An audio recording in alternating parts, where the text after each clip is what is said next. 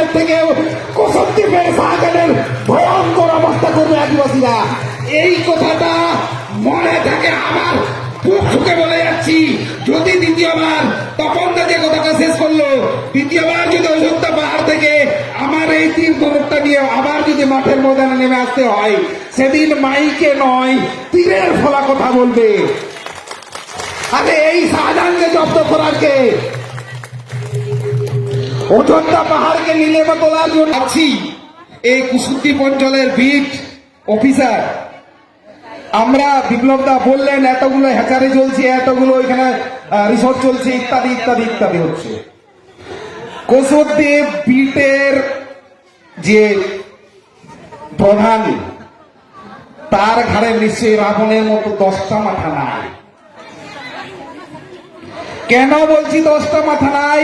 কুসুমদ্বীপের বিটের ক্ষমতা নাই এই বনাঞ্চলের ভেতরে এতগুলো হ্যাচারিকে পারমিশন দেয়। কুসুমদ্বীপের বিটের ক্ষমতা নাই সেখানে রিসর্ট করার পারমিশন দেয়।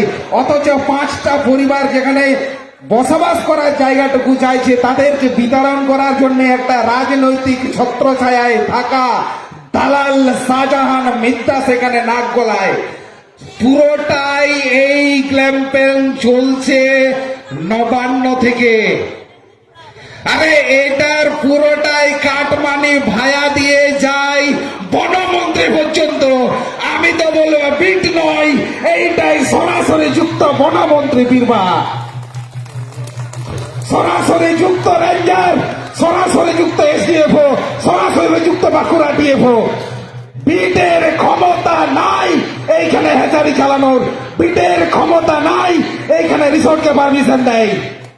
খবর নিয়ে দেখা যাবে এইখানকার ডিএফও সব থেকে বড় নাটের গুরু, তার নাটের গুরু বনমন্ত্রী বীরবা হাঁসদা।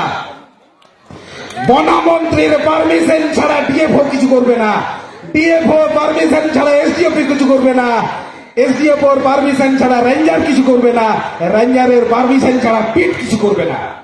অর্থাৎ পিট নাটের গুরু নয়, নাটের গুরু বনমন্ত্রী। এইটা প্রথমে বুঝুন। আর এই শাহজাহান বিদ্যা, এটা চুনো পুঁটি। আরে এটা চুনো পুঁটি।